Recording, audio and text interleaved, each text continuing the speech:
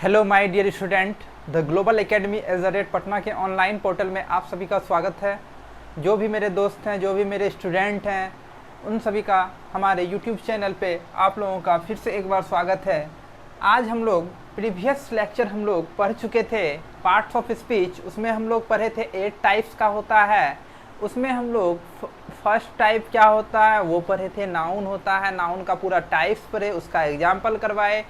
उसके बाद हम लोग सेकंड होता है आपका प्रोनाउन, उसके बारे में हम लोग 3 पढ़े थे, उसका टाइप्स और जो बचा हुआ था आज हम लोग देखेंगे। ठीक है, तो आइए स्टार्ट करते हैं। इसमें आप लोगों को पढ़ना था थर्ड, आप लोग रिफ्लेक्सिव प्रोनाउन तक आप लोग पढ़ लिए होंगे, थर्ड तक। नेक्स्ट आपका था फोर्थ में एम्फैटिक प्रोनाउन, जिसको हम लोग बल सूचक सर्वनाम कहते हैं। क्या कहते हैं? बल सूचक सर्वनाम कहते हैं। किसको? एम्फैटिक प्रोनाउंस को। बोल रहा है माई सेल्फ, देखिए क्या बोल रहा है, बोल रहा है आपका जब आपके सेंटेंस में myself, ourselves, yourselves, yourselves, himself, herself, itself तथा देम सेल्फ का प्रयोग हो। ठीक है, प्रयोग जब वाक्य में किसी नाउन, क्या बोल रहा है, किसी नाउन या प्रोनाउन पर जोर देने के लिए किया जाता है, तब इन्हें एम्फैटिक प्रोनाउन क्या कहते हैं? एम्फैटिक प्रोनाउन कहा जाता है। क्या कहिएगा? अगर आपसे पूछ ले एम्फैटिक प्रोनाउन किसको कहेंगे, तो आप लोग बोलिएगा जब किसी वाक्य में किसी नाउन या प्रोनाउन पर जोर देने के लिए कौन सा सेंटेंस का प्रयोग होगा? माई सेल्फ मीन्स प्लूरल के जगह पे ये सिंगुलर के जगह आपका माई सेल्फ यूज होगा। आवर सेल्फ्स कहने का मीन्स हुआ सेल्फ का ही हटा के हम लोग प्लूरल्स बनाए हैं, तो जहाँ पे आपका प्लूरल्स का मतलब बोध होगा 2 से अधिक लड़कों का या 1 से अधिक लड़कों का बोध होगा, तो वहाँ पे आप आवर सेल्फ्स लगाइएगा। मीन्स समझा रहे हैं, बाय सेंटेंस भी आपको बताया गया है एग्जाम्पल में, उसको हम लोग आगे देखेंगे। तो पहले देखिए, जहाँ पे आपका myself, ourselves, yourselves, himself, herself, itself, ये सभी आपका प्रयोग हो वाक्य में, वो भी कहाँ पे? नाउन या प्रोनाउन के मतलब जो वर्ड होगा उसके पहले स्टार्टिंग में पर जोर देने के लिए, मीन्स नाउन या प्रोनाउन को बतलाने के लिए, मतलब उस वाक्य का यूज हो रहा है, तब इन्हें हम लोग एम्फैटिक प्रोनाउंस कहेंगे। अगर इसी को आप इंग्लिश में देखिएगा तो इसको हम लोग इंग्लिश में कैसे डिफाइन करेंगे एम्फैटिक प्रोनाउन को? तो लिखिएगा compound personal pronouns, compound personal pronouns are used for the sake of emphasis. Means sake of emphasis कहने का मीन्स किसी पे, किसी सेंटेंस पे मतलब बतलाने के लिए उस पे जोर देना। ठीक है, means and are the therefore called emphatic pronouns. ये आपका इंग्लिश में डेफिनेशन आप लोग इस तरह से उसको लिख सकते हैं। ठीक है, इंग्लिश में आप लोग इस टाइप से उसको लिख सकते हैं। किसको? एम्फैटिक प्रोनाउंस को। बाय एग्जाम्पल हम लोग समझेंगे इसको। तो देखिए, I myself will do it, बोल रहा है मैं स्वयं इसे करूँगा। मीन्स मैं जो है इस काम को स्वयं करूँगा। जैसे मैं पढ़ा रहा हूँ तो मैं ही पढ़ाऊँगा। ठीक है, जैसे मैं अभी इंग्लिश का क्लास ले रहा हूँ तो मैं ही इंग्लिश का लेक्चर लूँगा, तो ये भी कर सकते हैं। I myself will do it, मैं स्वयं इसे करूँगा।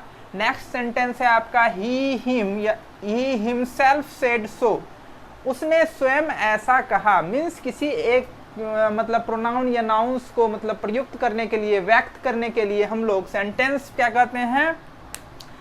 सेक ऑफ एम्फेसिस का प्रयोग, सेक ऑफ एम्फेसिस कर रहे हैं। ठीक है, सेंटेंस पे प्रयोग कर रहे हैं कि वो क्या व्यक्त करना चाह रहा है। जैसे ही हिमसेल्फ सेड सो, उसने स्वयं ऐसा कहा। नेक्स्ट सेंटेंस आपका माय डियर स्टूडेंट है सी हर सेल्फ डिड इट। इसमें देखिए क्या बोल रहा है, उसने स्वयं यह किया। मीन्स उसने स्वयं यह किया। तो ये सभी जितना भी सेंटेंस है आपका, 3 एग्जाम्पल लिए हैं, और भी हो सकता है आपका, तो ये सभी आपका एम्फैटिक प्रोनाउंस का सेंटेंस है, एग्जाम्पल है। नेक्स्ट हम लोग 5th में देखते हैं। 5th में आपका प्रोनाउंस है कौन सा? 5th नंबर में आपका प्रोनाउंस है डिमॉन्स्ट्रेटिव। इसको तोड़ के पढ़िए, डिमॉन्स्ट्रेटिव प्रोनाउंस मीन्स संकेतवाचक सर्वनाम, इसको हम लोग हिंदी में संकेतवाचक सर्वनाम कहते हैं। तो अब पूछेगा कि संकेतवाचक सर्वनाम किसे कहते हैं, तो बोलिएगा वह प्रोनाउन जो वाक्य में किसी नाउन को संकेत करे, मीन्स सिंबल करे, ठीक है, नाउन को क्या करे, संकेत करे, नाउन को बतलाए, ठीक है, करे, और उसकी जगह काम आए, मीन्स नाउन को बतलाने का काम कर रहा है और उसके जगह पे ये प्रयोग में आ रहा है, तो उसे हम लोग क्या कहेंगे, डिमॉन्स्ट्रेटिव प्रोनाउंस। इस प्रोनाउन का प्रयोग देखिए, ये मैंने इस प्रोनाउन का प्रयोग किसी वस्तु की निकटता मीन्स वस्तु कितना नजदीक है या कितना दूर है ये दिखलाने के लिए हम लोग करते हैं। किसका प्रयोग, डिमॉन्स्ट्रेटिव प्रोनाउन का प्रयोग करते हैं।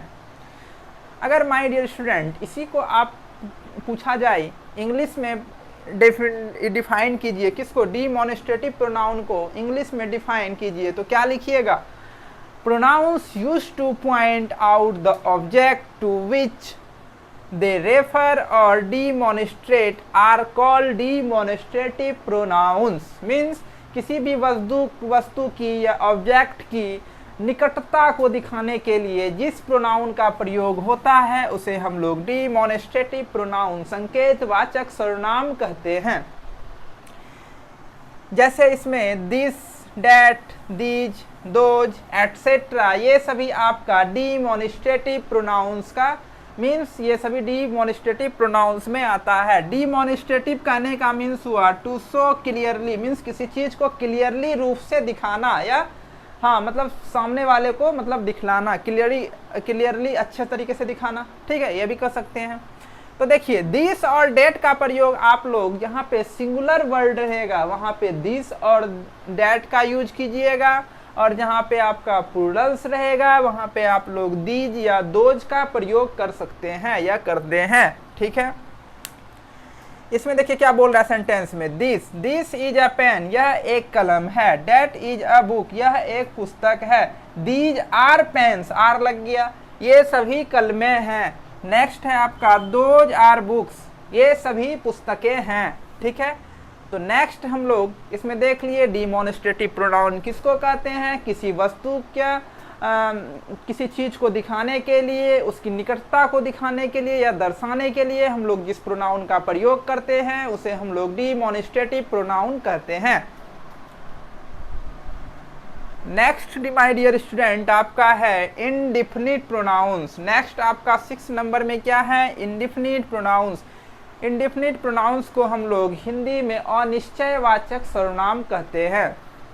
देखिए अनिश्चयवाचक सर्वनाम हम लोग किसको कहेंगे, तो यहाँ पे बोल रहा है जिस प्रोनाउन से किसी निश्चित व्यक्ति या वस्तु का बोध ना हो उसे इंडिफिनिट प्रोनाउन कहते हैं। मीन्स जिस प्रोनाउन से आपका किसी खास व्यक्ति या वस्तु का प्रयोग नहीं होता है, ठीक है, उसे हम लोग क्या कहेंगे, इंडिफिनिट प्रोनाउंस कहते हैं, ठीक है। अगर इसको इंग्लिश में आपको बोलने के लिए कहे, डिफाइन करने के लिए कहे, तो हम लोग कैसे इसको कहेंगे, तो वो आइए देखते हैं। And indefinite pronouns refers to persons और things in a general way but do not refers to any person और थिंग्स इन अ पार्टिकुलर। बोल रहा है किसी एक या खास व्यक्ति को इसमें नहीं बतलाना है या दिखाना है, उसमें जो हम लोग उस प्रोनाउन में यूज करते हैं तो उसको हम लोग क्या कहते हैं, उसको हम लोग कहते हैं इंडिफिनिट प्रोनाउंस कहते हैं, ठीक है। इसका इंग्लिश में भी आप लोग देख लिए। एग्जाम्पल देखिए क्या बोल रहा है इसका, all the boys were present. All कहने का मीन्स आपका सभी हो गया, यहाँ पे all the boys were present means सभी लड़के उपस्थित हैं, ठीक है। somebody has stolen his ring means कोई उसका रिंग जो है क्या कहते हैं, चुरा लिया है। इसमें किसी एक व्यक्ति या वस्तु का बोध नहीं हो रहा है, किसी पार्टिकुलर या जनरल वे, देखिए किसी पार्टिकुलर का इसमें क्या कहते हैं, एक्सप्रेस नहीं कर रहा है, बोध नहीं कर रहा है, व्यक्त नहीं कर रहा है, ठीक है। तो इसमें हम लोग ये सभी सेंटेंस जो हो गया ये कैसा हो गया, इंडिफिनिट प्रोनाउंस का हो गया। नेक्स्ट आपका है somebody has stolen हिजरिंग ये बता दिए। नेक्स्ट है आपका any of you can do it, बोल रहा है कोई भी इसे नहीं कर सकता। एनी ऑफ यू मीन्स आप लोगों में से कोई भी ये any of you can do it, ठीक है। नथिंग इज परमानेंट, कोई भी चीज परमानेंट नहीं होता है, ठीक है, यही बोल रहा है। नेक्स्ट आपका माय डियर स्टूडेंट क्या है, नेक्स्ट प्रोनाउन आपका जो है वो है डिस्ट्रीब्यूटिव प्रोनाउंस। इसको हम लोग कैसे डिफाइन करेंगे, बाय इंग्लिश और बाय हिंदी में, तो वो देखिए आप लोग। डिस्ट्रीब्यूटिव प्रोनाउंस में बोल रहा है इच, क्या बोल रहा है, इच, आइदर और नाइदर को डिस्ट्रीब्यूटिव प्रोनाउंस कहते हैं। देखिए कितना सिंपल है, इच, आइदर, नाइदर को हम लोग क्या कहेंगे, डिस्ट्रीब्यूटिव प्रोनाउन कहेंगे। इस प्रोनाउन में एक समय में किसी एक ही व्यक्ति या वस्तु को आप दर्शा सकते हैं। एक समय में आप एक से ज़्यादा वस्तु या व्यक्ति को आप नहीं इसमें डिफाइन कर सकते हैं, ठीक है। इसलिए ये सदा कैसे किस फॉर्म में होगा, या सिंगुलर में होगा या सिंगुलर वर्ब्स में ही इसका यूज करते हैं, और इनके साथ सिंगुलर वर्ब्स प्रयुक्त होते हैं, मतलब प्रयोग में लाए जाते हैं। जैसे इंग्लिश में इसी को डिफाइन करना रहेगा माय डियर स्टूडेंट, तो क्या लिखिएगा, when each, either and neither are used as pronouns they are called distributive pronouns. Example for either road leads to Patna, कोई भी रोड जो है और पटना को लीड नहीं करता है, ठीक है। नेक्स्ट बोल रहा है सेंटेंस आपका, each girl is intelligent, means प्रत्येक लड़की जो है इंटेलिजेंट है, मीन्स किसी एक लड़की का पार्टिकुलर मीन्स एक ही चीज़ को वो दर्शा रहा है। कोई एक लड़की इंटेलिजेंट भी हो सकती है, मीन्स क्या कहते हैं, तेज भी हो सकती है, तो दोनों चीज़ नहीं दिखा रहा, किसी एक ही चीज़ को दिखा रहा है, इंटेलिजेंट है। Neither watch is cheap, means बोल रहा है ये वॉच जो है ये ना ही क्या कहते हैं सस्ता है। नाइदर मीन्स क्या होता है, ना तो, ठीक है, ना ही सस्ता है ना ही महंगा है, ठीक है। तो ये हो गया प्रोनाउंस आपका। जो इसमें बचा आपका कितना तक हो गया, 7 तक हो गया है आपका, 3 और बच रहा है, तो उसको नेक्स्ट लेक्चर में हम लोग देखने का प्रयास करेंगे। तो आज जितना बताया गया है उसको फिर से अच्छे से देखिए, आप लोग समझिए, जहाँ पे नहीं समझ में आता है कमेंट करिए, फिर कमेंट में आपका जवाब दिया जाएगा। तो आज के लिए इतना ही रखते हैं। Thank you, all the best सभी को।